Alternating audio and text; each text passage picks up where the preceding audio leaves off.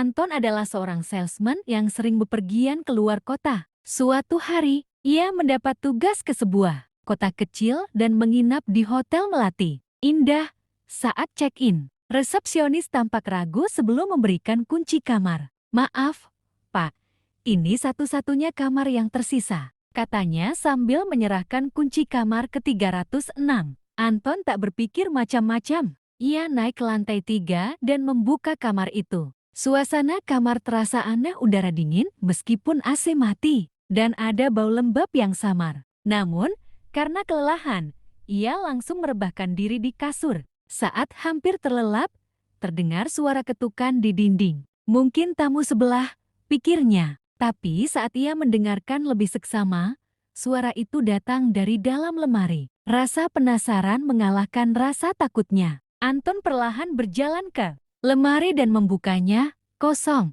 Tapi ketika ia menutupnya kembali, suara ketukan terdengar lagi lebih keras kali ini. Ia mulai merasa tidak nyaman, tapi berusaha mengabaikannya. Namun, saat kembali ke kasur, ia melihat sesuatu di cermin besar yang menghadap ke ranjang. Bayangan hitam berdiri di pojok ruangan. Jantungnya berdegup kencang. Ketika ia berbalik untuk melihat langsung, bayangan itu sudah hilang. Merasa ini hanya imajinasi akibat kelelahan, ia akhirnya mencoba tidur. Di tengah malam, ia terbangun karena merasa ada seseorang yang duduk di pinggir kasurnya. Anton menahan napas. Dengan perlahan, ia menoleh ke sisi kasur. Seorang wanita berambut panjang, mengenakan gaun putih, duduk membelakanginya. Tubuhnya pucat, rambutnya menjuntai menutupi wajah. Dengan suara bergetar, Anton bertanya, "Siapa kamu?" Wanita itu tidak menjawab. Ia hanya mengangkat tangannya dan menunjuk ke arah lemari. Anton ketakutan,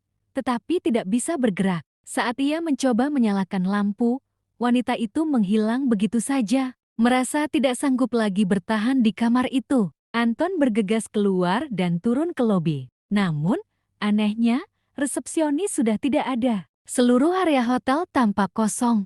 Keesokan paginya, Anton bertemu dengan seorang karyawan hotel yang lebih tua. Dengan wajah serius, pria itu berkata, "Kamu tidur di kamar 306?" Anton mengangguk. Karyawan itu menghela napas. Beberapa tahun lalu, ada seorang wanita yang menunggu kekasihnya di kamar itu. Tapi pria itu tidak pernah datang. Dalam putus asa, dia gantung diri di dalam lemari. Sejak itu, tamu yang menginap sering melihatnya. Atau lebih buruk, Anton merasakan bulu kuduknya meremang. Kenapa kamar itu masih disewakan? Kami mencoba menutupnya, tapi setiap kali ada tamu yang kehabisan kamar, mereka tetap berakhir di sana. Seperti Anda.